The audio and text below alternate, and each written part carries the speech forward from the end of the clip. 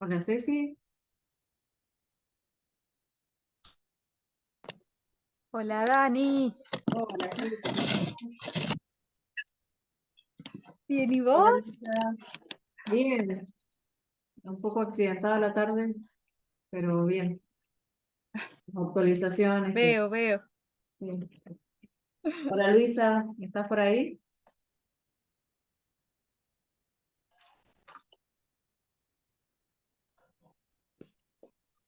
Hola, ¿cómo estás Luisa? Estás muteada Luisa.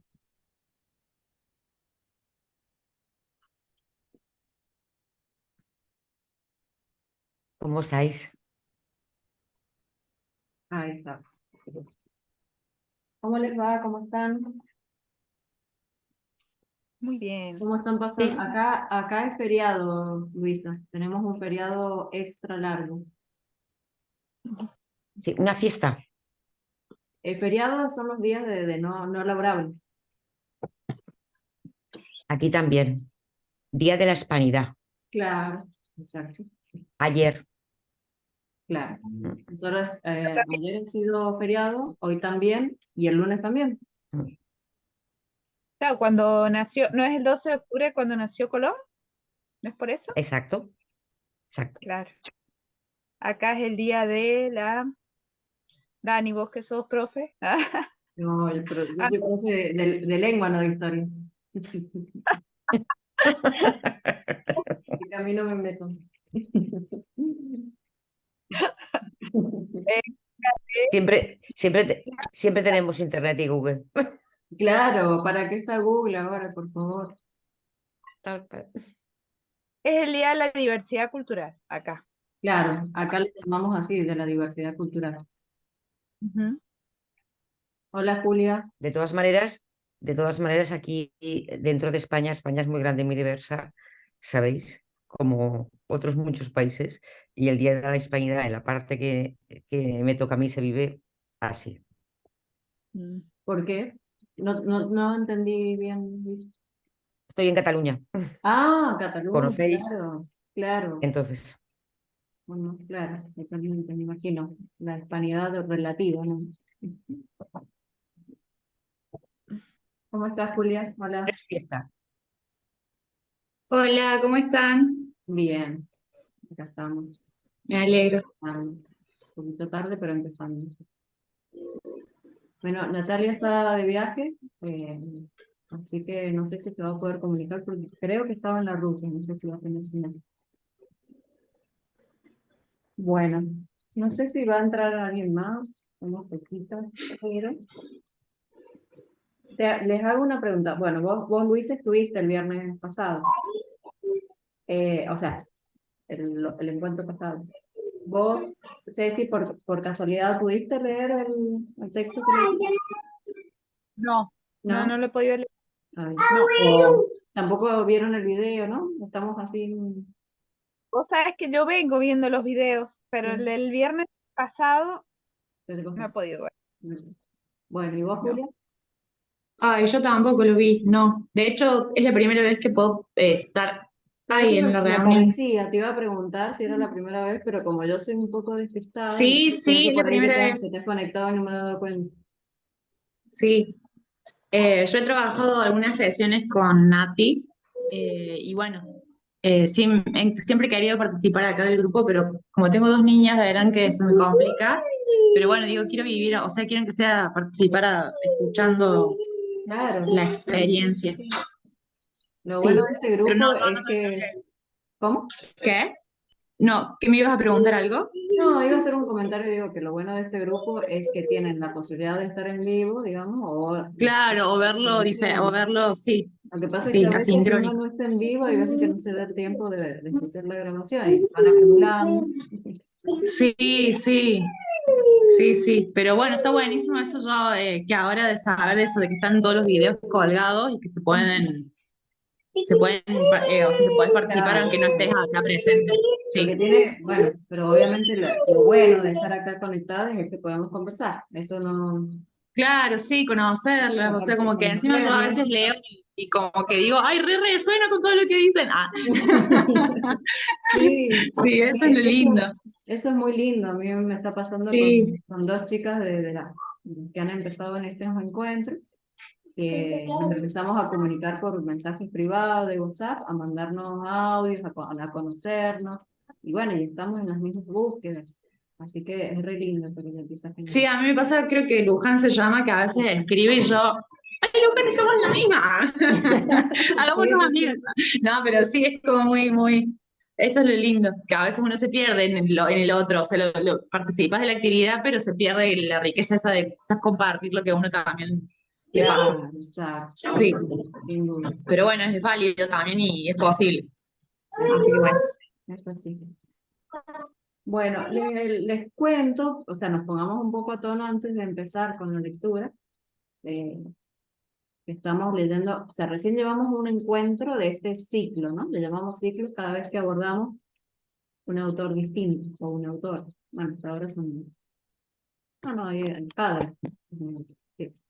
Bueno, entonces cada ciclo tiene 3 encuentros y después hemos agregado en la vez pasada un encuentro que era como una práctica, también estuvo el, la conversación con Tere, ¿no? Con Tere Puig. Y bueno, y la idea es, ojalá, todavía no nos contesta Teresa Salazar, o sea, primero nos dijo que sí, que puede estar, todavía no nos confirma, pero ojalá que podamos también charlar con ella. Y bueno, empezamos a leer este primer capítulo que, bueno, yo lo dejé ahí en el grupo para que o lo leyeran o lo terminaran de leer, porque no lo terminamos acá. Quedó muy poquito, 2 o 3 páginas. ¿No? Y bueno, no sé, Luisa, si vos querés comentar algo de lo que leímos para que Ceci o Julia se enteren. Yo me he leído el libro, me Ah, lo ¿sí? compré ¿Lo y compraste? es una maravilla, es ¿Viste? una Qué genio. maravilla. Exacto, qué genia, tal cual. Qué Una bueno. maravilla, ¿Viste? Es muy bonito una, ese libro, una maravilla. es una... Le he leído trozos le he leído trozos a mi hija, a mi marido. Es una maravilla. Gracias. Porque No, nos ayudáis a descubrir muchas cosas y el compartir tiene esto, ¿no? claro, exacto, sí, sí, sí, tal cual. Sí, con Nati nos gustó mucho las dos y decíamos que además del contenido en sí, que es súper interesante, conocer el método, conocer su experiencia, además está muy bien escrito, es Muy bien muy escrito. fácil de leer, uno siente que no lo quiere Sí. dejar al texto. Y no siempre ocurre, ¿no? No todo esto tenemos Y te esto. va dando cosas más técnicas dentro de la somática, pero luego también te va enganchando en esa parte humana que todos necesitamos para seguir una historia. Entonces Claro, está muy bien estructurado y es que es como que cogieses una novela y quieres más, más, más, ¿no? exacto. Y justo y te llega aquí, ¿no? Ujú. Mm, Sí, sí, sí, es así. 3 días. Qué lectora eh, con tanta voluntad también. Bueno, es que hay lecturas Me gusta mucho leer, ¿eh? claro, exacto, cuando a una persona le gusta leer no Mm. implica un sacrificio, no implica un desgaste, hasta nada. Bueno, bueno, básicamente entonces les comentamos así rápidamente, en ese primer capítulo, después mírenlo o escuchen el video. Eh, Ese capítulo cuenta un poco la historia, ¿no? Es una especie de mini autobiografía de ella, donde explica por qué es que llega a diseñar este método. Y hay distintos momentos en esa historia, ¿no? Tienen que ver con enfermedades, con accidentes, con situaciones en que la autora tuvo que acudir a la medicina tradicional y darse cuenta por eso de cuántas cosas faltan ahí, ¿no? Y, y justamente esa falta es la que le lleva a ella a buscar otras, bueno, como nos sucede a todos siempre, ¿no? Cada vez que vamos a buscar las medicinas alternativas, creo que un poco tiene que ver con eso, porque sentimos que no es suficiente, ¿no? Y Así que bueno, yo las invito a que vayan. Ahora lo que vamos a leer es el capítulo 2, que también es muy lindo. Ahora les digo, no me acuerdo el título. Se llama, mira, las palabras no son inocentes. Así que bueno, ahora les voy a compartir pantalla.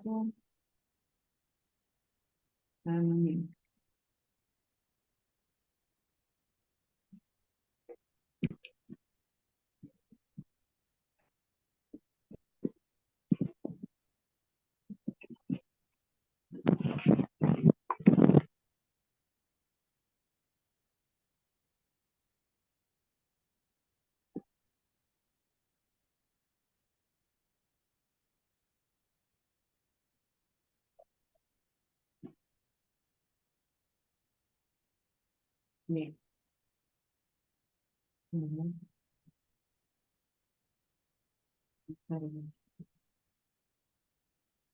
Hice un escaneo, me ha quedado un poco oscuro, no había mucha luz en el momento que lo escaneé, pero bueno, ahí vamos.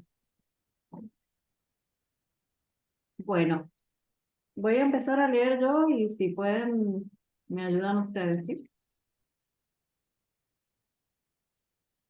Las palabras no son inocentes. ¿Puedes ampliar, Daniela, un poquito la página? Sí, ahora lo hago. Un minuto. No sé qué pasa si le doy. Ah, vuelve a citar a mi verdad, si le doy acá.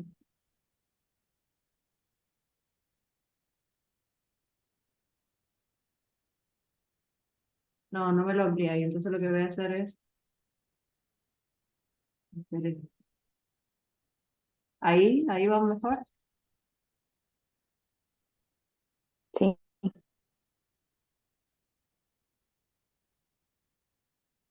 Ahí, bueno, voy a subir un poquito, ¿no? Ahí. Las palabras no son inocentes. Pensar el cuerpo es pensar el mundo. David Le Breton. Esta historia comienza en la década de 1970 con una mujer y un embarazo. Esta mujer vivía en Chad. Había tenido 2 hijas y llevaba en curso la gestación de la tercera. Durante su anterior embarazo, 6 años antes, el médico había sido determinante. No debía tener más hijos. El problema era la incompatibilidad sanguínea. Ella era RH negativo y su pareja era positivo. Si el embrión tenía el RH materno, el curso del embarazo sería normal, pero si tenía el RH del padre, el cuerpo de la madre lo rechazaría. Y eso sucedió con la tercera gestación. Cuando fue al médico, esta mujer se tuvo que enfrentar primero con la mirada sentenciosa del especialista que le había ordenado no tener más hijos. Y después con el diagnóstico. Cursaba un embarazo patológico. Estas palabras se le pegaron en el cuerpo y se tradujeron en una experiencia de angustia, incertidumbre y miedo. ¿Qué significaba patológico? ¿Viviría el bebé? Y si vivía, ¿cómo sería? Ella no pudo hacer otra cosa que obedecer y aceptar la culpa. Tenía que asumir las consecuencias, porque ya le habían advertido el peligro que acarrearía. Pero también cargaba con su ignorancia. Esta mujer estaba preparada para entender todo lo que le explicasen, aunque desconocía por completo lo que significaban esas palabras técnicas que le resonaban en la cabeza como la peor de las noticias. Cada vez que hacía una pregunta sobre el embarazo, el médico contestaba sistemáticamente de la misma manera. Señora, ya le dije que no podemos responder preguntas. Usted cursa un embarazo patológico. Nadie nunca le explicó qué significaba tener un embarazo patológico, y durante meses lo cargó como un destino trágico. La mujer viajó a una clínica especializada en Cornwall. Las funciones amnióticas se volvieron corrientes y su cuerpo se cargó de temor e incertidumbre. Muchas veces entraba sin que le contaran cómo sería el procedimiento. La aguja le atravesaba la panza ya crecida y le generaba contracciones y dolor en el útero. Su miedo aumentaba. ¿Lo voy a perder?, preguntaba. Pero los médicos no escuchaban y preferían ignorarlo. Era como un castigo por desobedecer. El bebé nació prematuro, a los 8 meses. Era, en verdad, una bebé. Cuando la vio, sintió un profundo alivio. Estaba viva, estaba entera, estaba sana. Inmediatamente la llevaron a una incubadora y durante un buen tiempo no le permitieron tener contacto con ella. Esa mujer fue mi madre y ese bebé fui yo.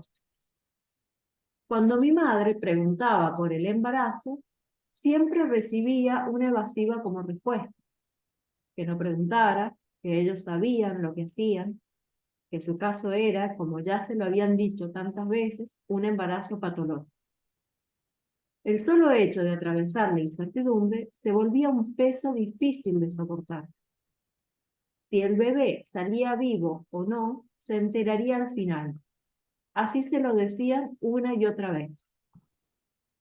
Años más tarde, cuando recordaba la experiencia, ella me contaba que se sentía pequeña e ignorante frente a los médicos. Se quedaba temblando horas debido al procedimiento y algunas veces se descomponía y le subía la presión arterial a niveles nocivos para ella y para el bebé. Es una imagen muy significativa. Veía reducida y sobrepasada su corporalidad. ¿Alguien quiere continuar? Ceci, ¿te animás a leer? Dale, a ver si logro ver porque estoy con el celu. Ah, bien, podés, si podés, si no, no importa. Sí, sí, si veo que se me complica, Dale, dale. dale. El problema de cómo el sistema médico comunica o deja de comunicar es un tema de enorme importancia que no hay que subestimar. Los médicos no estamos formados ni preparados para abordar los aspectos intersubjetivos del oficio. Y aún más, llegamos a darle la espalda a la dimensión humana del dolor, como si le tuviéramos miedo. Una de las cuestiones para analizar sobre la formación en medicina es el cúmulo de saberes técnicos y prácticos contra la carencia de formación humanística para escuchar y comprender al otro más allá de lo estrictamente patológico. Muchas veces no es falta de voluntad o profesionalismo de parte de los médicos, sino la imposibilidad de confrontar con el dolor y la angustia de las personas, porque no estamos preparados, no sabemos cómo hacerlo. Las palabras no son ingenuas, las palabras hacen, como señaló Susan Sontag en La enfermedad y sus metáforas. El nombre es poderoso y la forma de nombrar las enfermedades, sus metáforas y toda su mitología acrecientan el sufrimiento de quienes las padecen. Muchas veces los desalienta a la hora de abordar el proceso de cura. Tranquilizar la imaginación de los enfermos ya sería un progreso, decía el filósofo alemán Friedrich Nietzsche. El nombre estigmatiza al enfermo, lo acorrala en un laberinto sin salida que la misma sociedad y la cultura crean alrededor de la enfermedad. Esto no significa que la persona no la atraviese, sino que se trata de comprender cómo las palabras dan forma y sentido e influyen en cómo puede transitarla. Los seres humanos somos los actores principales de nuestro cuerpo en esa circunstancia. Les cuento un ejemplo. Hace un tiempo vino a mi consultorio una persona con dolor lumbar. Comenzó a rehabilitar la columna y al contraer los abdominales me relató que sentía incomodidad más de un lado que del otro. Le hice una palpación en el abdomen y sentí que había una zona de mayor consistencia. Le indiqué que fuera a hacerse unos estudios y que cuando los tuviera me los mandara. Le expliqué que había una parte de su abdomen que estaba diferente. Ella me preguntó si debía asustarse. Yo le contesté que no, que debía esperar los estudios. Después de unos días me los mandó. Tenía cáncer de colon. Hablamos por teléfono y le dije que me fuera a ver. Cuando vino, le expliqué que en los estudios se podía ver una estructura diferente en su intestino y que debíamos consultar al especialista. Me preguntó si iba a morir. Le respondí que no, que tenía tratamiento y que había que hacerlo porque de lo contrario no les haría bien a las otras partes del cuerpo. Le dije que podía mejorar, que buscaríamos un especialista adecuado para ella y eso hicimos. Se sintió aliviada, se sintió aliviada. Algo se descomprimió con el solo hecho de saber que existía una posibilidad de abordaje. Hubiera sido muy diferente si yo le decía por teléfono que tenía cáncer de colon y que buscara un oncólogo. Hubiera sido como dejarla atrapada en el significante, como si la sentenciara al destino fatal con que se suele asociar la palabra cáncer. La imaginación es poderosa. La tendencia de los seres humanos a sufrir por adelantado, creando imágenes perturbadoras, interfiere permanentemente en su pensar, en su sentir y aún en su recuperación. Esas imágenes dejan su ser poblado de ideas que se enraizan en lo más profundo del inconsciente y las personas quedan sumidas en territorios difíciles de transitar, en una soledad que suele ser agobiante. Las palabras son herramientas que contribuyen en el proceso de curación.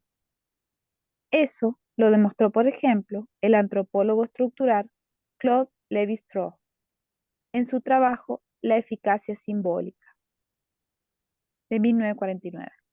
En este artículo analiza un ritual chamánico y nos cuenta cómo el chamán lleva a buen destino un parto difícil con la utilización del rito y sus símbolos.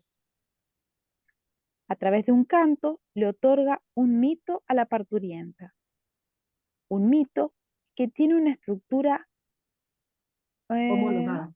Homologada. homologada, homologada a los procesos fisiológicos y orgánicos del ser vivo.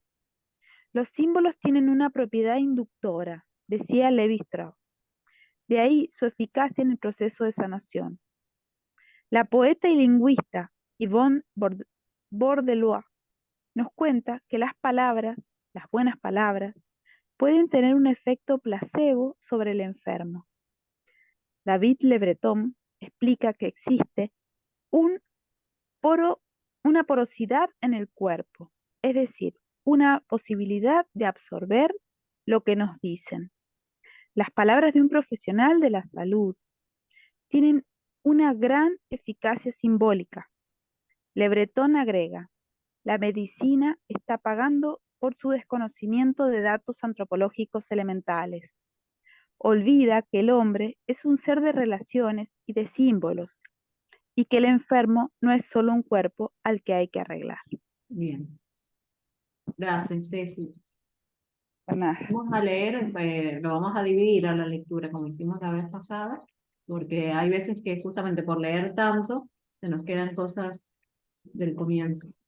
Así que paremos ahí un ratito y comentemos un poco qué nos ha parecido, qué nos ha quedado. Les recuerdo cómo se llama el capítulo, ¿no? Las palabras no son inocentes. Wow, ay, ¿puedo hablar yo?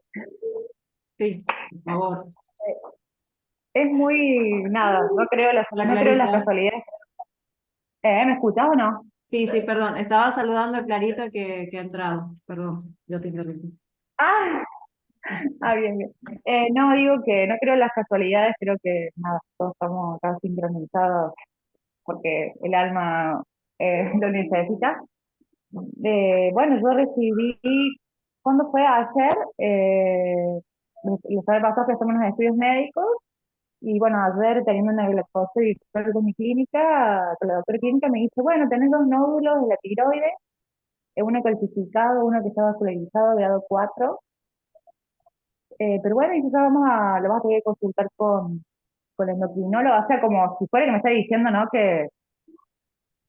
Y bueno, yo ahora tengo que esperar a consultar con el endocrinólogo con lo que eso significa, o sea, o sea, la palabra nódulo ya con que uno lo asocia, o sea, obviamente con algo, Sí, con el cáncer, o sea, como algo que, porque bueno, todavía están todas las etapas obviamente previas de estudio, qué es lo que se va a hacer, pero tal cual, ¿no? O sea, yo porque siento en sí que sí, obviamente me hago llorar, o sea, miedo, te permití sentir todo lo que se me vino en ese momento, pero yo porque en parte siento que tengo algunas herramientas como para no sentir sí, que eso me va a desbordar, sí. pero no, los descuidos que hay, ¿no? Es verdad, con las palabras, Tremendo. el no poder saber qué, porque para vos eso es un algo técnico y capaz que para ella es algo como una mamá que lo dice todo el Claro, tiempo, pero para uno que es su cuerpo, que es su único, o sea, su único cuerpo, porque no tengo otro, es fuerte, tal cual, y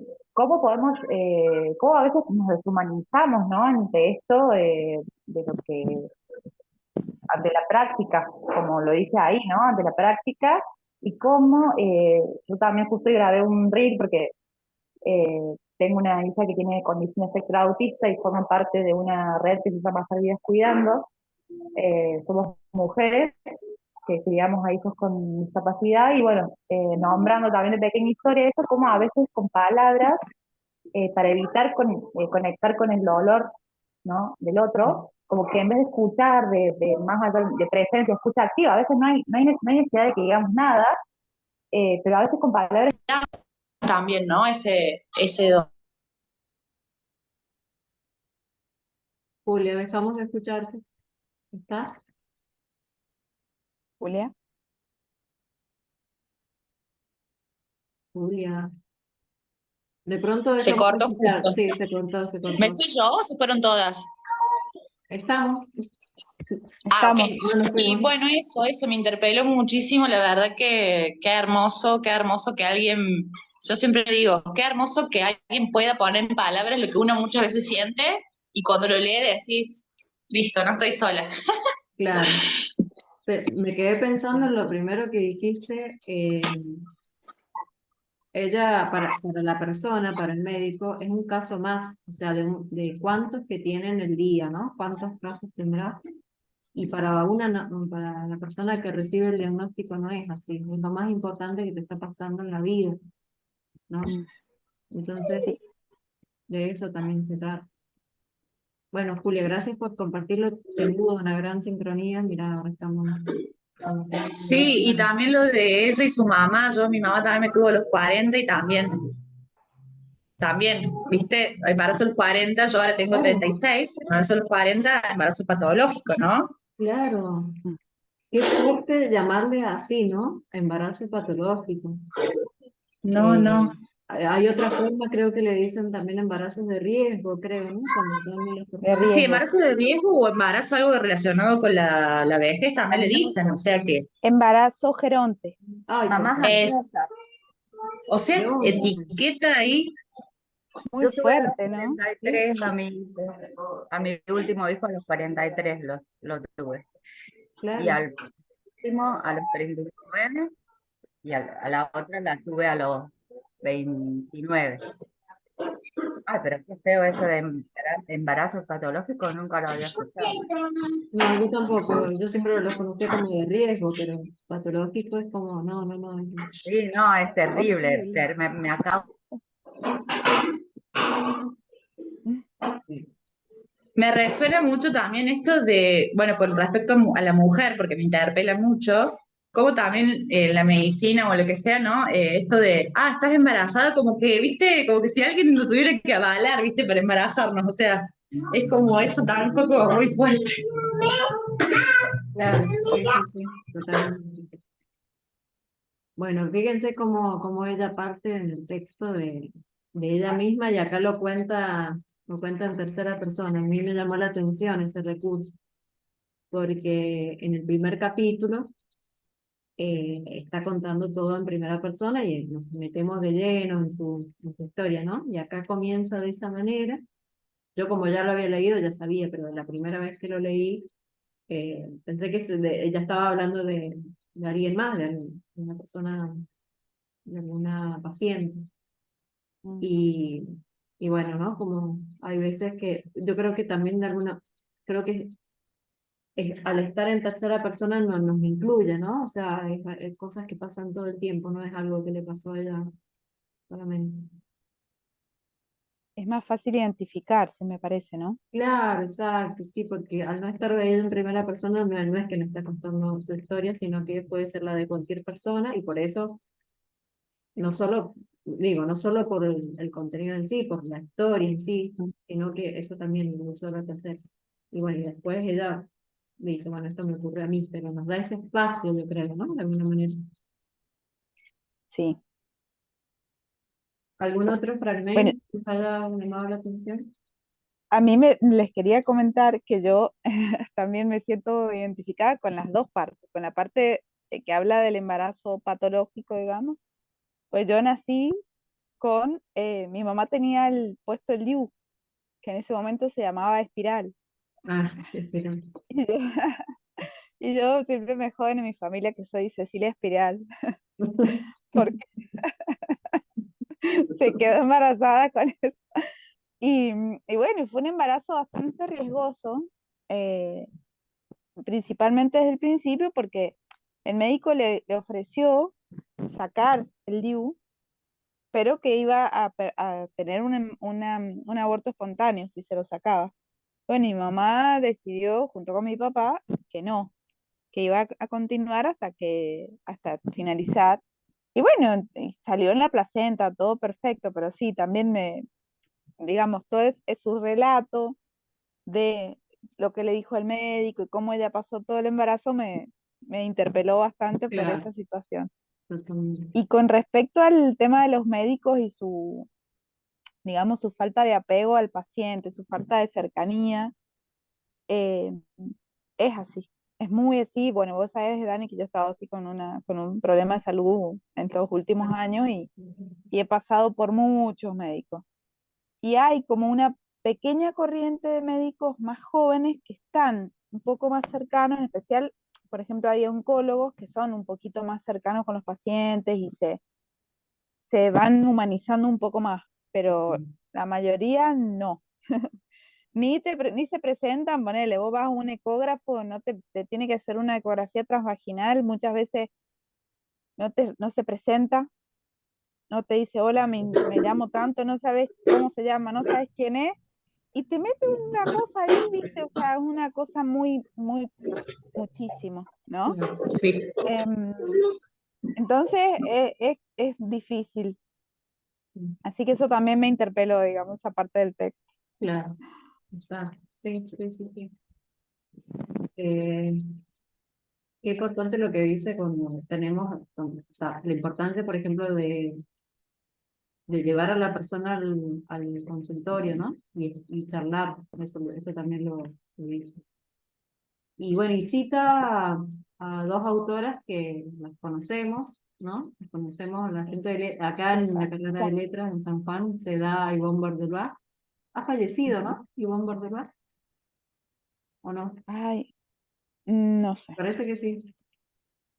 Puede ser. Me acuerdo que me gustaban mucho sus textos. Y también está citado el texto, el libro de Susan Sontag, que no lo consigo todavía, pero lo quiero tener. ¿Han visto? No me acuerdo del título, pero ¿cómo se llama? La enfermedad y sus metáforas se llama. Sí, Me voy a poner en campaña de buscarlo, me he olvidado. ¿Ese de quién es, Dani? La De enfermedad de sus Susan Sontag. metáforas. Susan Sontag. Ah, wow, debe estar bueno ese libro. Sí, sí, sí, sí. Bueno,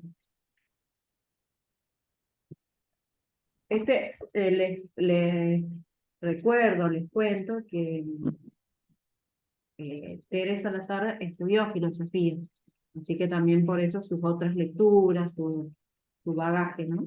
Entonces, no. Bueno, vamos a continuar, ¿sí?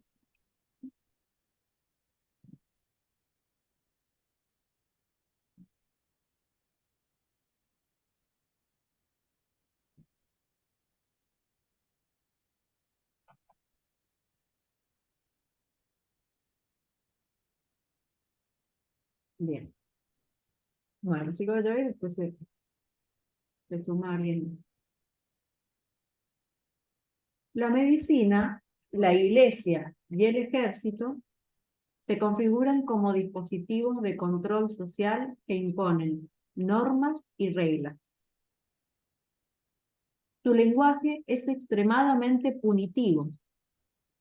Te pena, te culpa, te reta, te impone, te condena.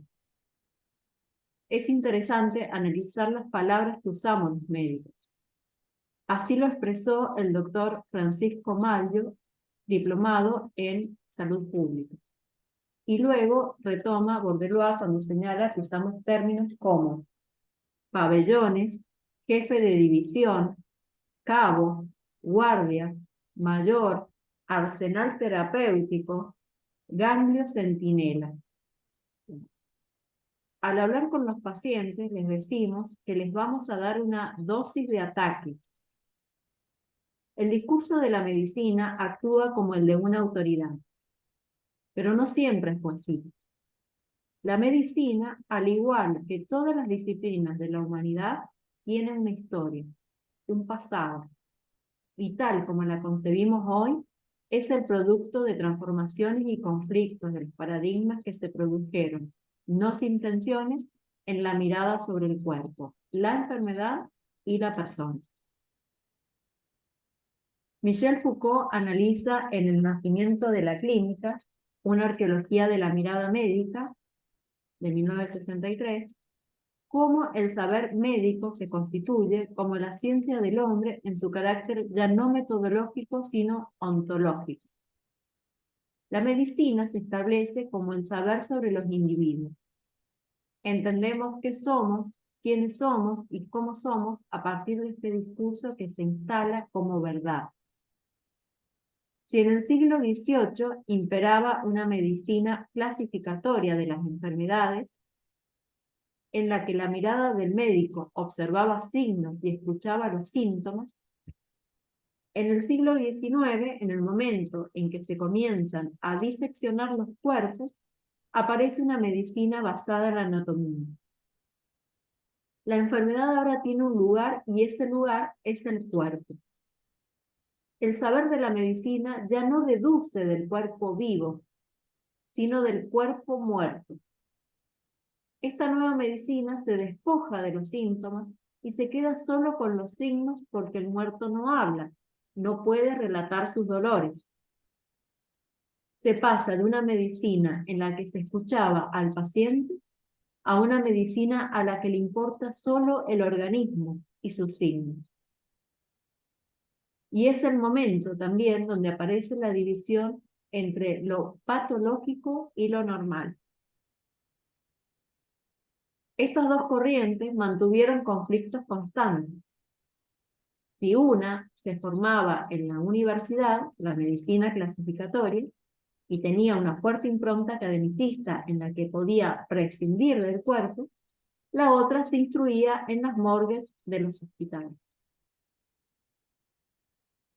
Con la aparición de las epidemias, el Estado comenzó a escuchar a los médicos y a darles un poder regulatorio que, junto con el ejército, pasó a ser usado en la administración de la población.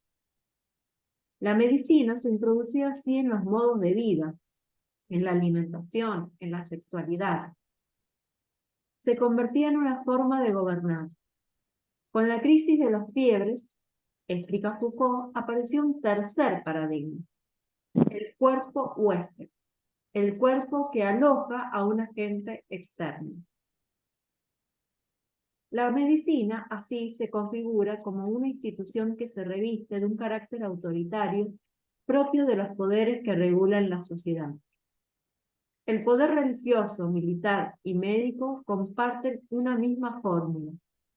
Tenés que creer en lo que digo porque poseo la verdad. Es lo que sucedió con mi madre. Era la década de 1970, imperaban corrientes represivas sobre el cuerpo. Mi madre poseía su propia subjetividad, que la condicionaba a una obediencia que no le permitió elegir, que la obligó a atravesar esa experiencia con la angustia de la culpa y del desconocimiento de lo que estaba sucediendo. Una experiencia dolorosa no solo debido a la situación física de las funciones, sino también por la falta de información. El saber siempre tranquiliza. Permite, a través del símbolo y la palabra, construir sentido para poder atravesar la enfermedad y no quedar sumido en el limbo de la incertidumbre y la fatalidad. Pero no es simplemente un tema de personalidad y de cuestiones individuales. Este tema está impreso en el ADN del sistema médico o en gran parte de él. La violencia obstétrica que atraviesan muchas mujeres hoy, en el siglo XXI, es moneda corriente. ¿Alguien quiere continuar?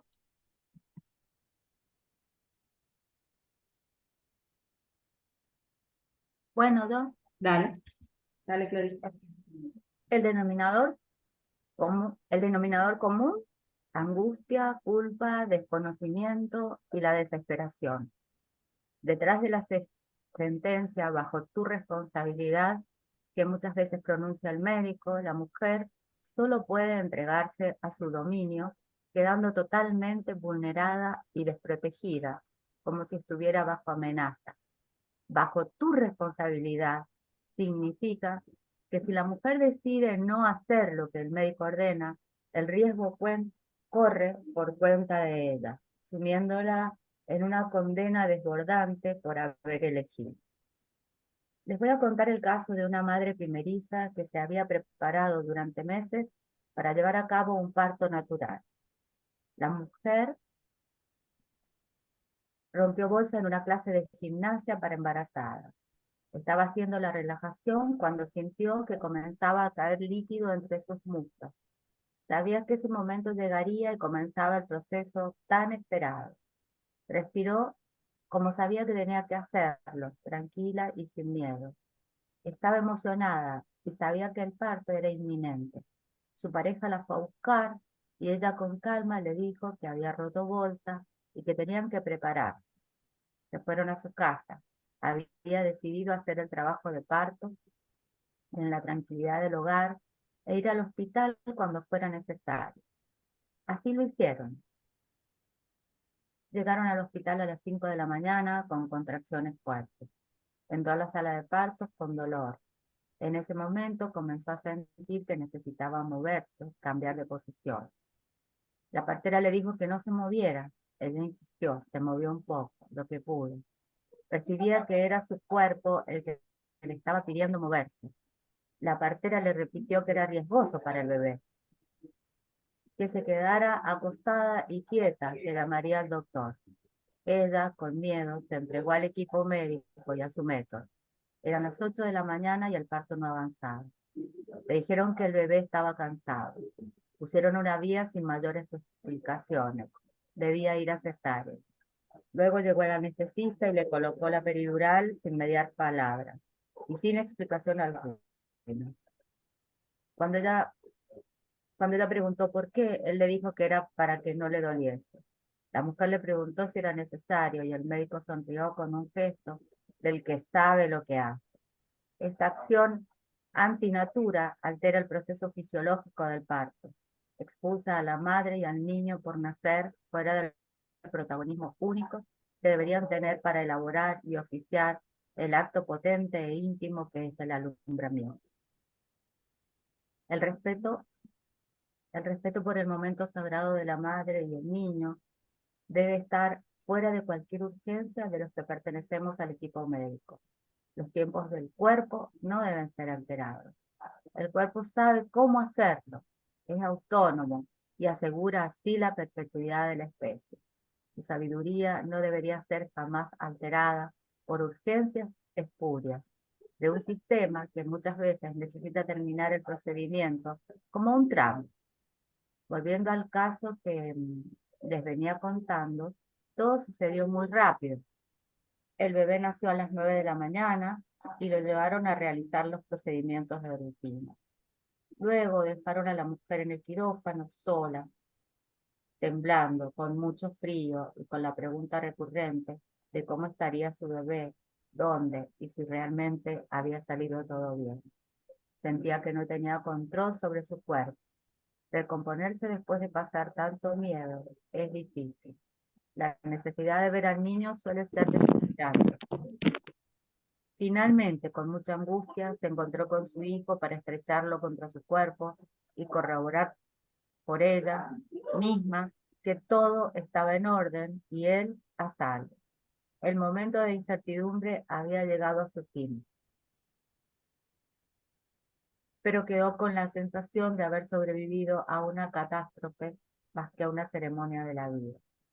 ¿Por qué privar a la madre y al hijo de este encuentro maravilloso, de este ritual humano y ancestral, al ritmo que la naturaleza manda, por esta forma tan inadecuada de proceder, automática, desalmada, sin sentido poético y sin conexión? Esta experiencia, como para muchas otras mujeres, fue traumática y quedará marcada en su cuerpo, en sus músculos, en sus huesos, en sus nervios. Nadie nunca le explicó a la mujer qué había pasado. Con el tiempo dedujo o adivinó que quizás su bebé no estaba bien encajado o no tenía fuerzas para nacer. Desde la imaginación construyó algo para poder rellenar ese vacío. Muchos de los casos que atraviesan la violencia obstétrica nos muestran que la autoridad médica opera con el miedo, con la culpa, con la amenaza o con el desconocimiento de la mujer sobre lo que sucede. Convierte una experiencia corporal, natural y fisiológica en un acto subordinado al humor o las convicciones del que tiene que asistir. La persona solo puede obedecer y queda aislada y despojada del ejercicio de uno de los más bellos instintos, dar a luz. Bien, ahí sigo yo, Cari. Gracias. La medicina no fue siempre una ciencia. Antes fue un arte, junto con la pintura y la poesía. Yvonne Bourgeois, en su maravilloso trabajo A la escucha del cuerpo, analiza la importancia de las palabras en el devenir histórico de la medicina. Cómo nombramos las enfermedades, la salud, el cuerpo, la muerte. Dice que la medicina se fue desplazando del ámbito artístico hacia el científico y que en ese pasaje perdió su concepción humanística. Pero aclara, no se trata de que la ciencia no sirva a la medicina, al contrario, sino que no se le identifique puramente como una ciencia exacta. Yvonne nos explica que en la etimología de la palabra cirugía podemos descubrir que la cirugía era un trabajo manual. Se trataba de la práctica de un oficio que no estaba por sobre el barbero, el artesano, el carnicero. Fue con el avance tecnológico que el cirujano logró obtener un estatus social alto. La medicina es el oficio de trabajar con otros, y el médico, al ejercerla, no solo está aplicando su conocimiento científico, sino que está interactuando con la misma humanidad, con sus dramas, sus miedos, sus historias, sus realidades. Ante una misma enfermedad, los pacientes afrontan de diversas maneras los tratamientos y aún el mismo padecimiento. La materia con la que trabaja el médico es la persona, y la persona tiene sus contradicciones, sus creencias, sus emociones, su personalidad.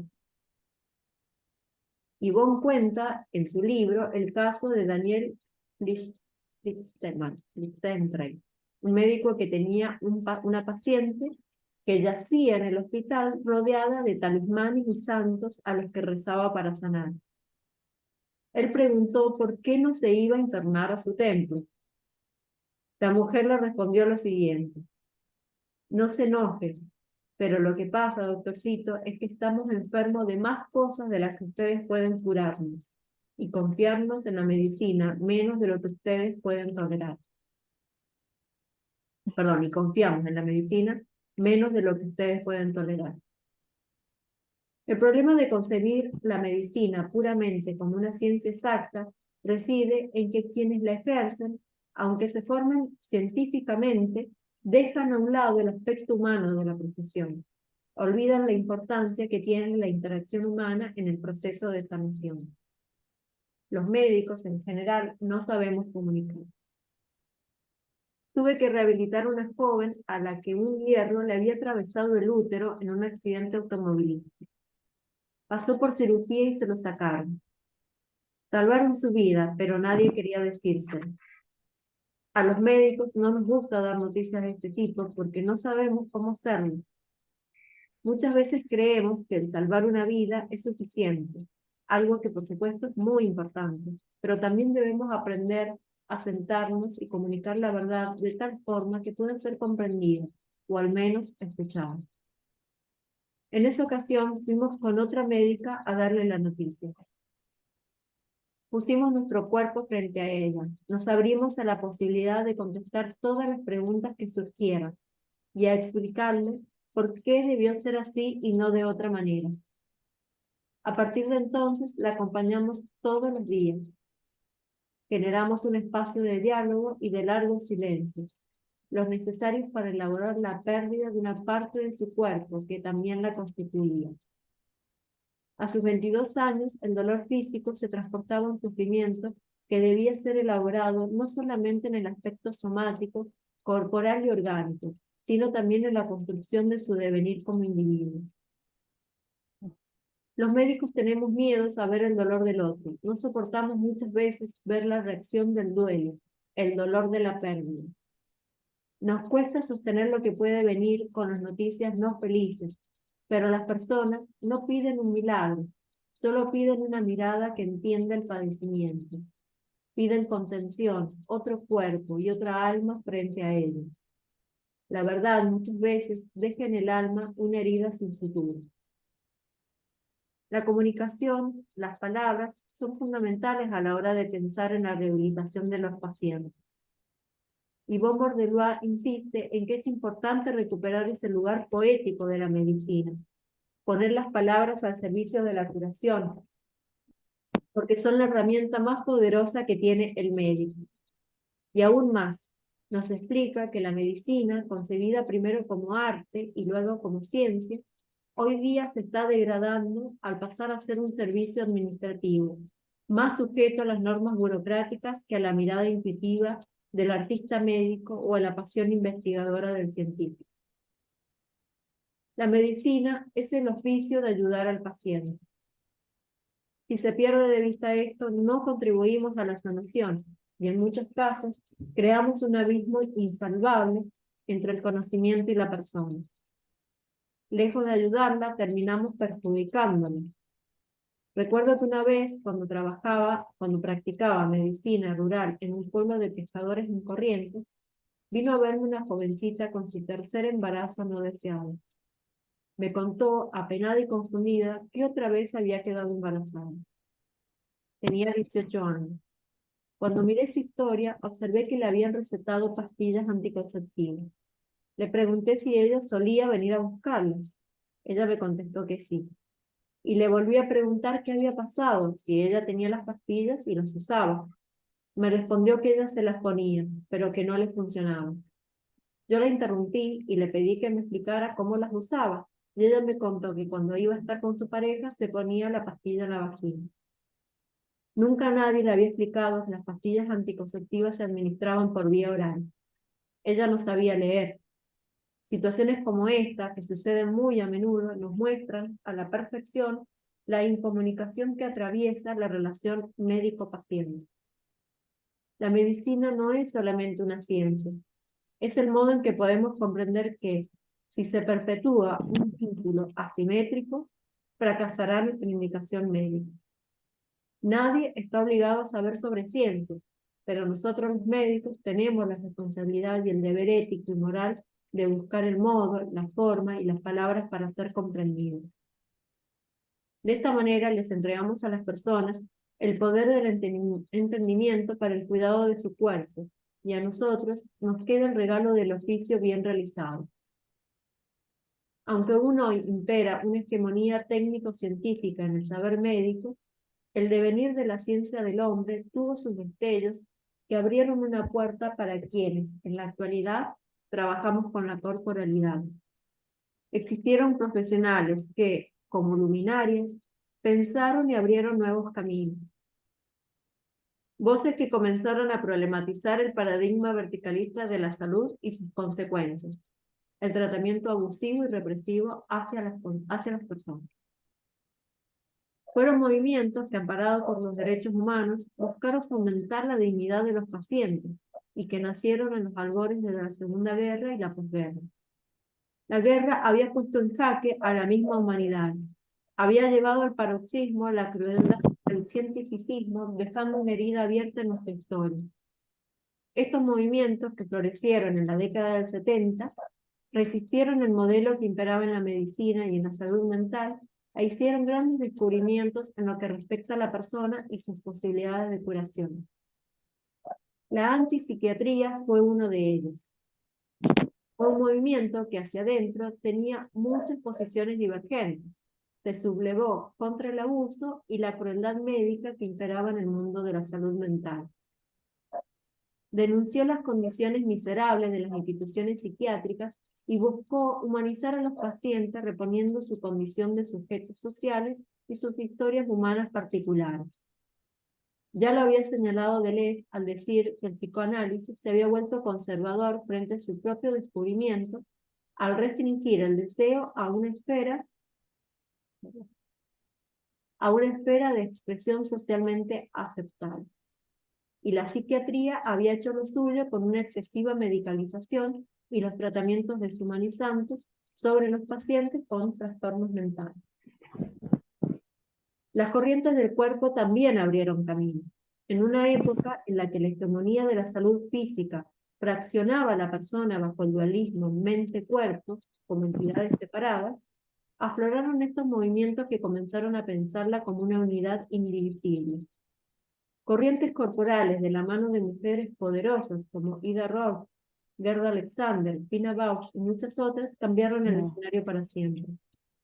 Incluso la misma Thérèse Bergerac, tomando los fundamentos meseristas del cuerpo como un engranaje, fue aún más lejos al enseñarnos que el dolor físico no es diferente del dolor emocional. Cuando un cuerpo sufre, sufre la persona. Cuando nos duele la cabeza, cuando estamos frustrados por una parálisis, cuando nos duelen el cuerpo y el alma, nos salimos de nosotros mismos, nos alteramos, nos volvemos un otro, del latín alter, un otro que ya no reconocemos. Muchas veces los médicos, desde nuestra función plena, tenemos una enorme incapacidad a la hora de abordar el dolor ajeno. Comprender el dolor, empatizar con el sufrimiento de las personas, debería hacernos pensar como médicos que también nosotros seríamos distintos si nos faltara, por ejemplo, un brazo o una pierna, o estaríamos sin consuelo por el dolor que creemos incluir. Se trata de entender el impacto emocional y psíquico que tiene la herida en el cuerpo. Bueno, dejamos, a ver cuánto queda. Queda re poquito, no, terminamos. Dice, y esto es lo que hicieron estos movimientos. Ya no se trataba de un cuerpo fraccionado o de una mente descompuesta. Se trataba principalmente de una persona. Estas corrientes nos permitieron iluminar al ser humano, comprenderlo de manera más completa. Nos mostraron el cuerpo, su forma viva, su devenir, ese maravilloso engranaje que conecta cada partecita con el todo. su naturaleza perfecta, pero también nos enseñaron la importancia de escucharlo y descubrir su potencia. Somos mucho más que anatomía. Como dijo Baruch Spinoza, nadie hasta ahora ha determinado lo que puede el cuerpo. Es decir, a nadie ha enseñado la experiencia hasta ahora qué es lo que puede hacer el cuerpo en virtud de las solas leyes de su naturaleza. Los invito a descubrir.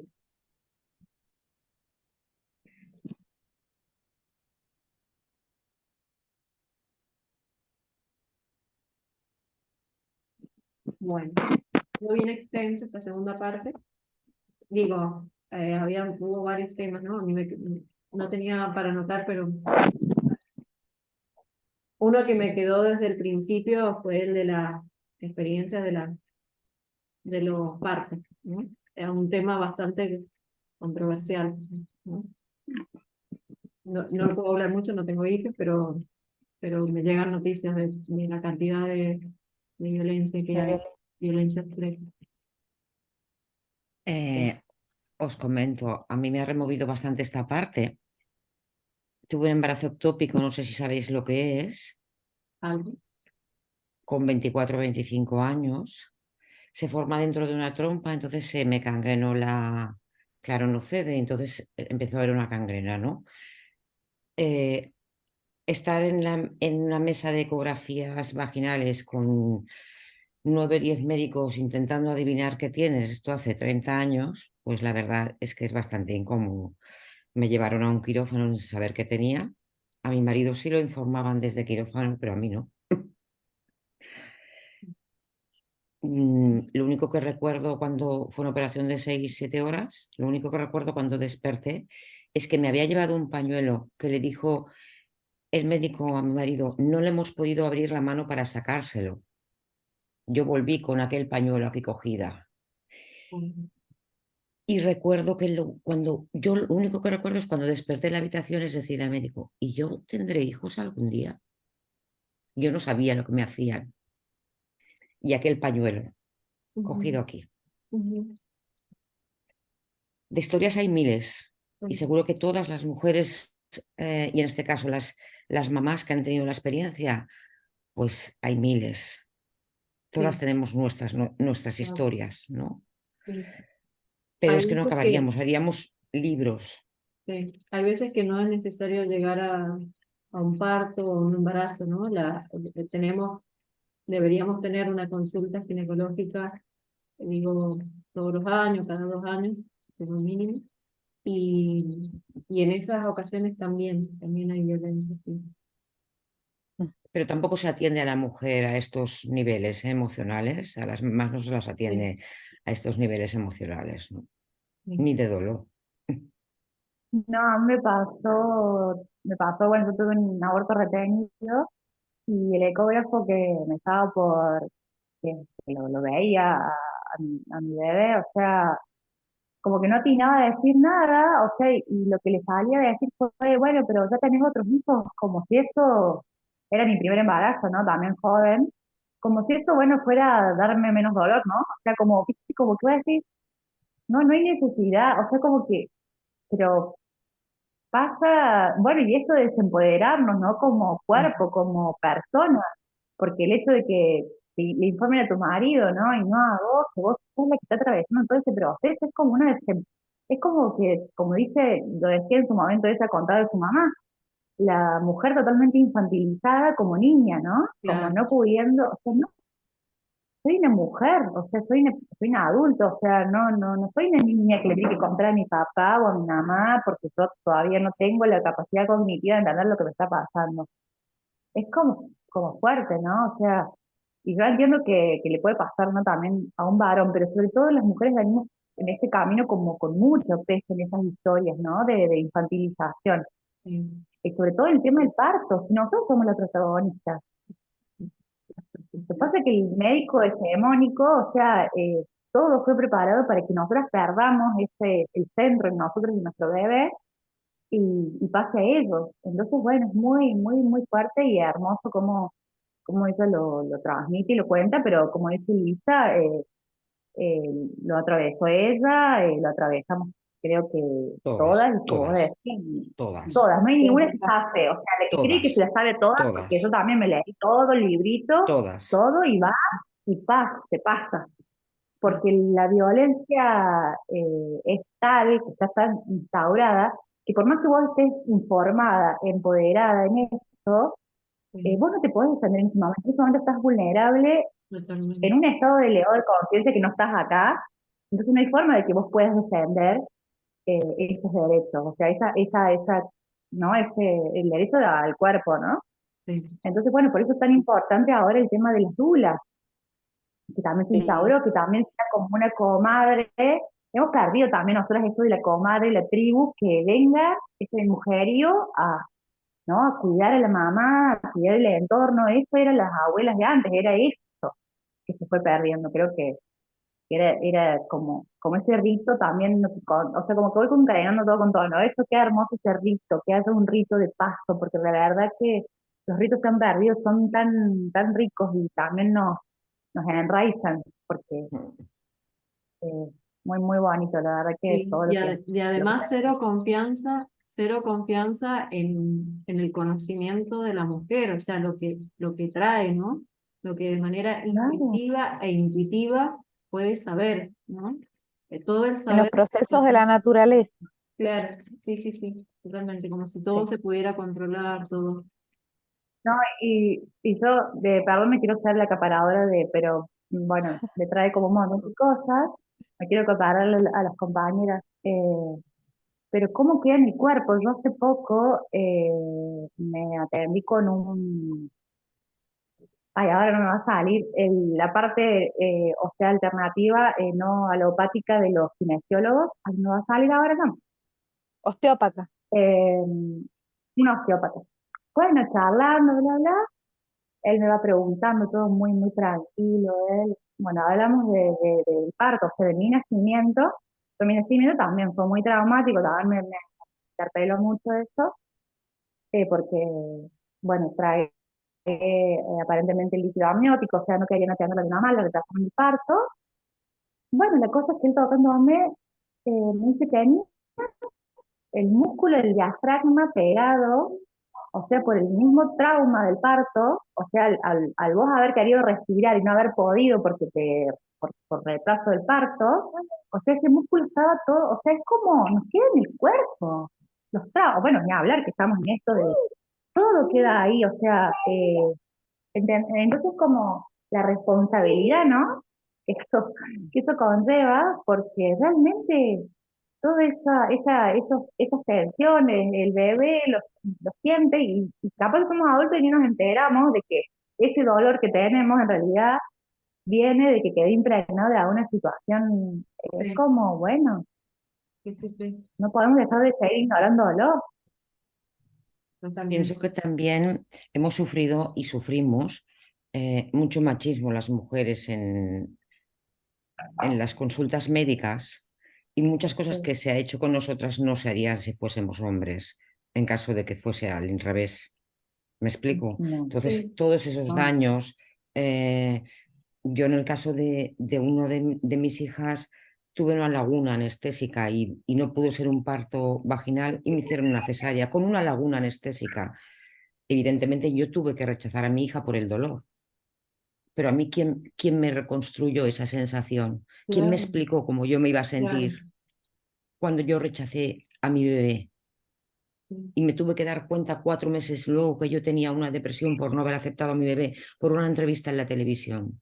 ¿Quién me sostiene a mí como mujer? Sí. totalmente. Bueno, pues esto es así, no, no es lo que tú decías. Todas tenemos un libro y compartir vosotras, porque todas tenemos nuestra historia. Es verdad, Sí, sí.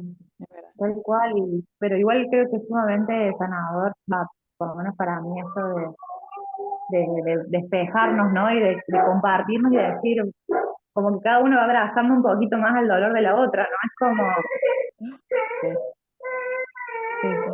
ahí viene. Igual, nos ayuda un montón. Muchas gracias por compartir. La verdad es que eso amplía muchísimo la lectura, ¿no? ¿Sabés qué me pasa con el tema de los médicos, como lo está planteando la autora, ¿no? el médico todopoderoso, el médico que se siente como el sacerdote, como el militar, ¿viste? Toda esta cuestión tan El estructurada, poseedor de la verdad, le dice. poseedor de la verdad absoluta. em, Como que por ahí veo, hay médicos que trabajan en equipo y son buenos derivadores, ¿bien? No Bien. todos, por lo Ujú. general son los súper especialistas, esos que uno cuando está muy mal tiene que recurrir a ellos, ¿no? Pero tienen su equipo con psicóloga, con kinesiólogos, que te acompañan en ciertos procesos, pero obviamente que son los menos, los menos, los que están más especializados en ciertos temas y más estudiados. Pero qué bueno sería que existiera eso en todos lados, ¿no? Porque un médico que se apoya en una psicóloga, un médico que se apoya en una dupla, como dice, está diciendo la chica, en alguien que te acompañe aparte del médico, es como, bueno, sería un mundo ideal, ¿no? Ujú. Pero no está mal desearlo. No, exacto, sí, demos lugar a ese mundo ideal, porque hay cosas que van cambiando. Es muy interesante en el capítulo, justamente la perspectiva histórica que ella hace, ¿no? Bueno, muy Foucaultiana también, pero eh, fíjense lo que dice, bueno, todo lo que se ha logrado, ¿no? En el campo de la medicina, gracias a eso, esos cambios, y también la perspectiva histórica para comprender los paradigmas que nos gobiernan. ¿Han visto cuando hace estos distintos modos de entender la medicina y ese que se ha perdido, que es el pensar la cirugía, ¿no? La medicina como un arte, ¿no? Como un arte, como una artesanía igual, no superior, sino igual a cualquier otra, ¿no? Así que sí. A mí ese fragmento de donde habla de la etimología de cirugía, se los pasé a mis alumnos de griego, porque, bueno, ellos conocen la palabra mano, que tienen la misma, Mm. mismo origen que cirugía, y me llamó mucho la atención eso, me pareció precioso ese hallazgo, ¿no? De saber cómo la etimología nos puede iluminar todo un paradigma, es solo una palabra, el mismo origen, y saber entender que no siempre ha sido así y que podría volver a ser así, ¿no? Digo, esto de los Mi ideales. profe, mi profe de griego, que no sé si la habrás tenido, Daniela, Emilia Flores, Sí, eh, nos decía que también de la palabra cirugía derivaba ciruja, que sí, eran son los ladrones. Y en cierto sentido, creo que tal como está tratado la medicina, la cirugía, en realidad nos roban muchas cosas. O sea, está bien, yo comprendo y tengo 1000 años de terapia y que la cirugía te permite, bueno, te permite un montón de cosas, sí, te sí, saca un tumor y eso. Lo que sí es que no debería ser, como dice el mismo capítulo, considerada una ciencia exacta, porque ahí está donde claro. él nos roba, como los cirujas, el saber sobre Ujú, nosotras mismas, sobre lo que tal enfermedad significa, sobre las secuelas y todo lo demás, ¿no? Así que claro, sí, es muy lindo conocer la etimología de las palabras porque te sí, abre todo un panorama sí, sí, sí, semántico de. muy hermoso. Le mando un beso especial a Luisa, porque me ha conmovido bueno, me conmueve todo lo que cuentan y no voy a Sí, contar yo lo mío eh, porque ahora no, en otro día lo contaré. Eh, bueno, sí, la verdad que me ha conmovido lo que da sí, cuenta sí, y el pienso capítulo también, también es Luisa, hermoso. también. Mm. Bien. Me quedé pensando también que ella, bueno, lo aclara, ¿no? Dice, no es que no necesite de la ciencia, la medicina, no es negarlo, es que no es una ciencia exacta, eso, es simplemente, bueno, no es, no es un detalle, ¿no? Pensar que no es una ciencia exacta, ahí reside casi todo, ¿no? Fíjate que en cuanto a lo de la etimología, también a mí me ha encantado lo de alterarnos. Qué bonito saber el significado de las Ah, palabras, sí, porque ¿viste? lo puedes vivenciar desde otro aspecto, una palabra que tiene una connotación, no sé si porque, no sé, para mí me tiene una connotación fea y me ha dado un sentido totalmente diferente de la palabra, ¿no? Y si la tengo fea es porque algo socialmente nos ha hecho resonar así, ¿no? Y que esa etimología te la explique, ¡buah! Ves la palabra bonita, ¿no? Dices, pues Sí, ahora es entiendo por qué que me altero, ¿no? tal cual, me vuelvo otra, me entero, me vuelvo otra. Sí, sí, sí, sí. La tecnología es maravillosa, Luisa, es hermosa porque es como vos decís, las palabras ya no son las de antes. Una vez que vos iluminás una palabra con la tecnología, cada vez que la volvés a usar, vos te acordás de eso. Nunca más te vas a olvidar de que cirugía tiene un origen enano, que alter eh, viene de otro. Sí, sí. Y, ay, me olvidé lo que iba a decir. Bueno, algo más que quieran decir de este capítulo, eh, creo que hay mucha información, digo, ella está dando una perspectiva de la medicina siendo ella médica, ¿no? O sea, no nos tenemos que olvidar de eso porque lo dice más de una vez. No es que no lo quieran hacer, no es siempre, y eso sí lo digamos, no es siempre falta de voluntad. Es una cuestión de que no se sabe hacer, ¿no? No se sabe hacer, no están preparadas para eso. Entonces, en ese sentido, no tomarlo como una cuestión personal, se trata de simplemente un paradigma por el que estamos atravesados. Así que lo importante es, creo, nosotros con esa información, Creo que, ¿sí? perdón, no, Y sí, eh, digo que me trae mucho esto de que la empatía no es algo que se nos viene dado, ni algo con lo que nacemos, es una habilidad, una inteligencia más. Yo creo que muchas veces uno no, las personas que somos, yo me considero empática, las personas que lo somos muchas veces no lo valoramos porque creemos que, bueno, es algo común. No, es una inteligencia, es una habilidad que se puede desarrollar, que hay que claro, trabajarla. Creo que los espacios de nutrición de esta habilidad es esto, el compartir, salir del paradigma, no de la competencia, no de yo también estoy en el ámbito de la ciencia, pero también digo, me encanta cuando alguien está en los dos ámbitos, porque yo habito el ámbito científico y el ámbito no tan científico, porque también he hecho muchas terapias alternativas y me he formado en eso, entonces como que siempre sentí que había que elegir un camino u otro, y yo digo, ¿por qué no se pueden entrelazar los dos si los dos son absolutamente necesarios? claro, No es, o sea, no es uno o el otro, siempre entramos en siempre hay competencia entre uno, un paradigma y la alopatía o homeopatía, claro. ¿no? La ciencia, no. Y yo digo que eso del paradigma de la competencia, ¿no? ¿Cómo empezar a compartirnos? O sea, lo que vos sabés, esto me nutre a mí porque yo no lo sé, y no me Claro. podría poner a hacer todas las carreras. El saber del otro, el trabajar entre compañeros, entre colegas, el juntarse y charlar, che, ¿cómo puedo resolver esto? Es tan importante. Y creo que vamos hacia esto porque ya no sabemos que solo el individuo nos construimos a través de la otra persona. Entonces, bueno, espero que haya, no sé, que se empiece a dar, ¿no? Esto de nutrirnos entre, no, entre pares y entre profesionales y que no me va a quitar nada, o sea, al contrario, Sí. lo que hay para Mucho.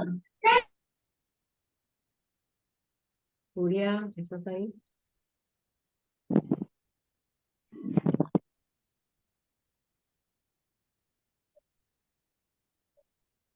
Bueno, debe ser que a mí me abandona el internet cada 2 por 3. Sí, sí, Pero bueno, eso porque es lo que quería decir. de pronto se cortó, sí. Espero que se quedó la idea, pero ¿Dónde estás, Julia? ¿En qué lugar estás? vivo en Córdoba capital. Cierto, sí, sí, sí, creo que lo sí. Sí, Sí. por Argüello. Ujú. Bueno. ¿Vos, Dani, dónde están? Yo vivo en San Juan y Ah, Cecilia también. Las dos. Yo Ah, también. Y Clarita también. Y Luisa no, Luisa vive lejos. Vive en España, sí, ¿no? en España, escuché, sí. En Pero aquí Cataluña. estamos cerca.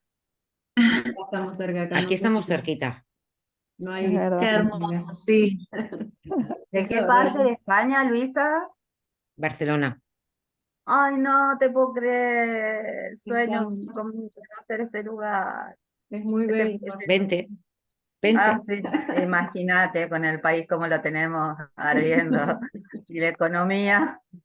Casa, Voy casa tenéis. Ah, gracias. Te voy a escribir para que me contes más de Barcelona. No quieras.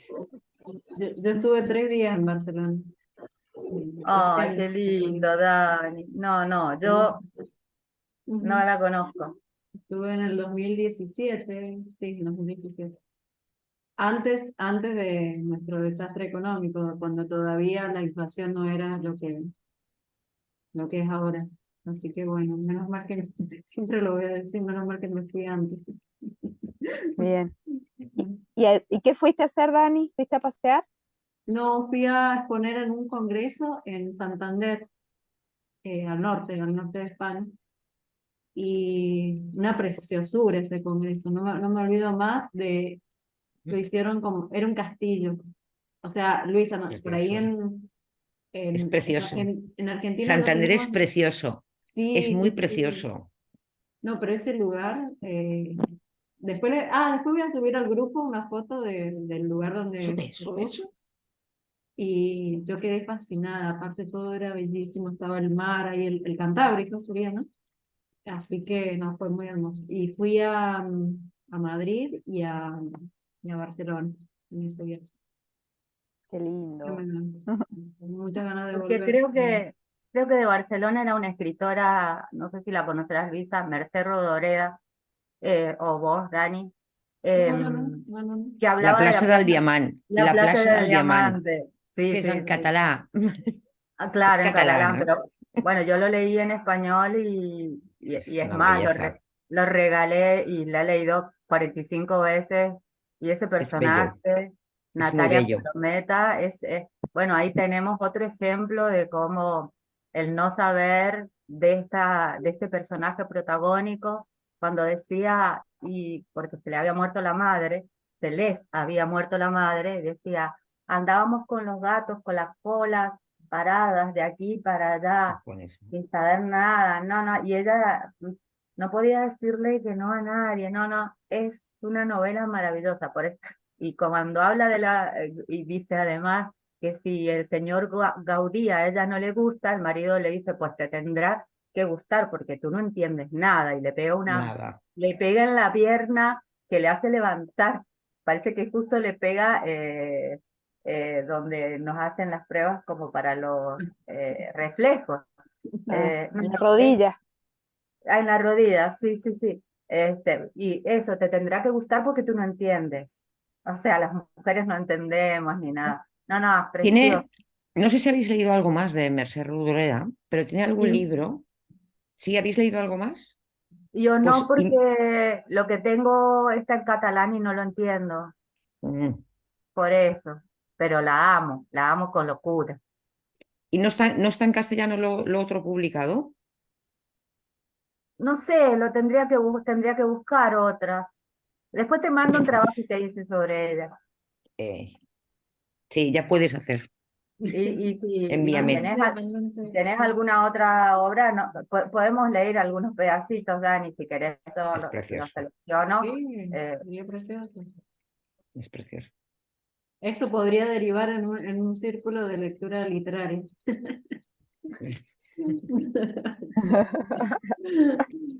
Ah, yo creo Literaria, que pero que está mezclada con todo esto, porque, por ejemplo, Eh, ella cuando va a tener a sus hijos, eh, no saben nada.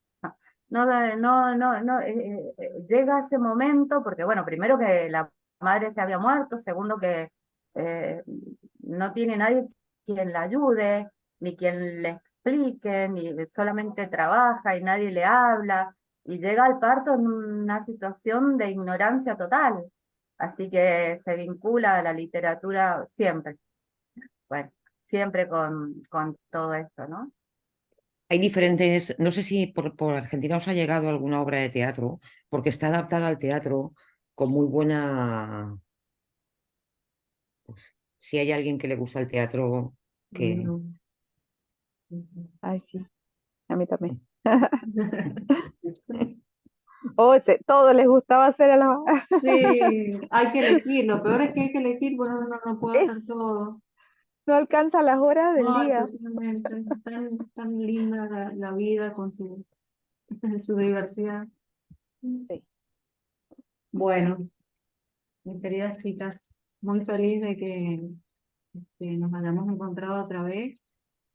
Y bueno, seguimos ahí en el grupo. Muchísimas gracias por compartir y compartirse, porque es mucho lo que implica hablar, ¿no? Contar cosas que muchas veces hasta han sido dolorosas. Así que también a cada uno. Y bueno, bienvenida Julia, esperamos la próxima. No nos falles. ¿Qué? Te digo que no se escucha. bienvenida y que te Ay, esperamos para la gracias. próxima, y que te esperamos para la próxima. Me encantó, gracias, gracias, gracias. Bueno, buenísimo. Ya la Vente próxima. con las niñas. Sí, acá está. Ah, Panza tremenda. Bienvenidas. Gracias, gracias, gracias. Sí, se portaron súper bien para hacer que pude. Bien, bien bueno, ahí. nos vemos, muchachas. Después les Nos paso el vemos. Nos nombre Un y el vemos. abrazo capítulo enorme. por el grupo. Seguimos en contacto. Les mando un abrazo gigante. Hermoso fin de Gracias. semana. Igualmente, que Igualmente. descansen. Descansen mucho.